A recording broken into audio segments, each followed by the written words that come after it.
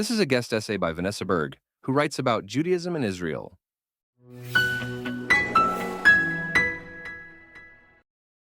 When you start to fall in love with someone, you do not really love them.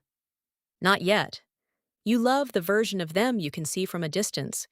You notice the smile, the intelligence, the confidence, the way they make you feel different. You collect the things that attract you and quietly assemble them into a person who is almost impossibly good. In the beginning, love is partly discovery and partly imagination. You fill in the blanks with hope. And then, if you're lucky enough to stay, something much more interesting happens. You actually meet them. You discover that the person you thought was extraordinary is also frustrating. They have insecurities, contradictions, and tendencies that drive you insane. They disappoint you. They say and do the wrong things. They make mistakes. They carry baggage from before you arrived. They can be selfish and stubborn and irrational. They are not always the person you imagine them to be. Eventually, the pedestal collapses. And this is usually where we discover whether what we felt was infatuation or love. Infatuation says, I love you because you are everything I hoped you would be. Love says, I know who you are now, and I still choose you. That is my relationship with Israel. I fell in love with Israel before I fully understood Israel. Like many Jews, I first encountered Israel through its greatest hits: the ancient homeland, Jerusalem, the Western Wall, the Hebrew language resurrected after centuries, the desert blooming, the Holocaust survivors arriving on ships, the kibbutz, the soldiers, the technological miracles, the Entebbe rescue, the Six-Day War, the improbable story of a tiny Jewish country surviving against enemies vastly larger than itself. It is an extraordinary story. In fact, I would argue that the creation of the State of Israel is one of the most extraordinary stories in human history. A people scattered across continents for nearly 2,000 years maintained a memory of one land, prayed toward one city, preserved one language in prayer and scholarship, and somehow returned to build a functioning sovereign state in the same place from which their ancestors had been exiled. There is something almost romantic about it, which is exactly the problem, because Israel is not a romance. Israel is a country, and countries are made of people, and people are messy. The closer I got to Israel, the more the mythology gave way to reality. Israel has bureaucracy that can make you question the existence of God. It has politicians who embarrass me. It has religious extremists and secular extremists. It has corruption. It has tribalism. It has racism. It has arrogance. It has people who will cut you off in traffic and then scream at you as though you somehow inconvenienced them, and then invite you to Shabbat dinner. It has ideological camps that sometimes seem to hate each other almost as much as Israel's enemies hate Israel. There are Israelis whose political opinions make me furious. There are government decisions I think are infuriating. There are moments when Israeli society behaves beautifully, and moments when it behaves terribly. Israel is not always wise, moral, and certainly not always right. And that realization did not make me love Israel less. It made my love for Israel more real. Because Zionism, at least the Zionism I believe in, is not the belief that Israel is perfect. It is the belief that Jews deserve a country imperfect enough to be normal. For much of Jewish history, Jews existed primarily as minorities inside other people's societies. We could participate in those societies. We could contribute to them. We could become doctors, merchants, writers, scientists, musicians, politicians. Sometimes we could even thrive. But ultimately, the societies belonged to someone else. Their armies were someone else's armies. Their borders were someone else's borders. Their governments were someone else's governments. And when those governments decided that Jews were no longer welcome, Jews discovered how little control they actually possessed over their own fate.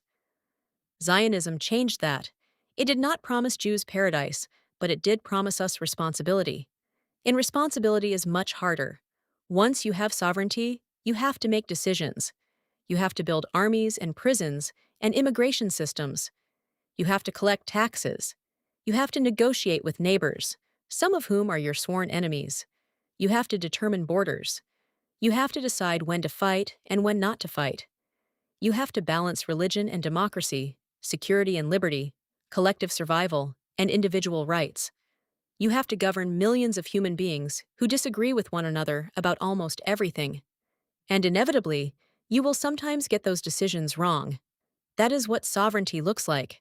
There is something strangely infantilizing about the demand that Israel prove its right to exist by behaving perfectly. No other country is loved that way. Nobody says France must justify its continued existence every time the French government does something stupid.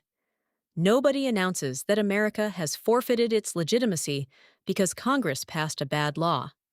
Nobody argues that Australia should cease to exist because of something its prime minister did.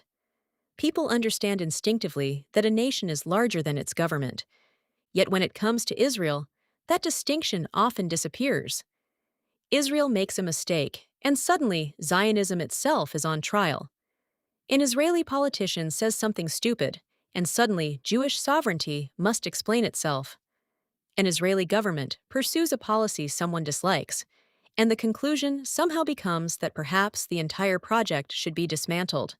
That is not criticism. That is conditional existence, and I refuse to love Israel conditionally.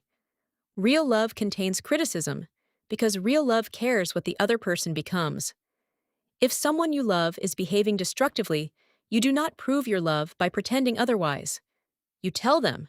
You argue. You get angry. You demand better. Sometimes the people who love Israel most fiercely are the ones shouting at it the loudest. Anyone who has spent enough time around Israelis understands this immediately. Complaining about Israel may be Israel's unofficial national sport. Israelis complain about the government, the cost of living, the traffic, the orthodox, the secular, the left, the right, the army, the bureaucracy, the schools, the restaurants, the weather, and probably the hummus. And then someone from outside Israel attacks the country, and suddenly everyone becomes David Ben-Gurion. This is why I increasingly think the most mature form of Zionism resembles mature love. At first, Zionism can be romantic. Flags, songs, history, heroism, the miracle of 1948, the IDF soldiers at the Western Wall in 1967, the beaches of Tel Aviv, the stones of Jerusalem, the idea that after everything Jews endured, somehow we came home. But eventually, if your relationship with Israel becomes deep enough, you encounter the rest: the contradictions, the disappointments, the compromises, the missteps. And then you face a choice. You can decide that because Israel failed to match the fantasy, the entire relationship was fraudulent. Or you can understand that loving something does not require believing it is flawless. In fact, perhaps you cannot truly love something until you stop needing it to be flawless. That is the second time I fell in love with Israel. The first time, I loved the story. The second time, I loved the country. The story is neat, the country is not. The story has heroes and villains. The country has human beings. The story moves in straight lines toward redemption. The country wakes up every morning and has to figure out what to do next. The Israel I love today is therefore much harder to romanticize and much harder to abandon. I no longer love Israel because I think Israelis are better than everyone else. I love Israel partly because I have learned they are not. They are like everyone else: generous and selfish, brave and frightened, brilliant and foolish, idealistic and cynical, kind and cruel, capable of extraordinary solidarity and ridiculous division. In other words, human. And perhaps that is the most revolutionary Zionist idea of all. For centuries, Jews were symbols in other people's stories. To Christians, we were theological characters. To anti-Semites, we were villains. To revolutionaries, capitalists, nationalists, communists, Islamists, Arabs, and now progressives, we became whatever symbol their ideology required. The Jew was rarely permitted simply to be a person. Zionism gave Jews something far more radical than a flag. It gave Jews the right to be ordinary, the right to succeed on our own terms, the right to fail, the right to argue, the right to make political choices and then vote again, the right to produce saints and idiots, The right to create beautiful and not so beautiful things. The right to live in history rather than merely be acted upon by it. That is what I defend when I defend Israel. Not perfection, but agency. Not innocence, but sovereignty. Not the idea that Israel is always right, but the idea that Israel has the same right every other nation assumes for itself. I once thought loving Israel meant being able to explain why Israel was good. Now I think loving Israel means something harder, knowing exactly where Israel falls short of perfection and refusing to confuse disappointment with abandonment. That is what people we love do. Eventually, every relationship reaches the moment when the fantasy dies. You finally see the person as they are, not as we wish them to be. The good, the bad, and the ugly. And then comes the only question that really matters. Do I still love you now that I know you? Perhaps more than before.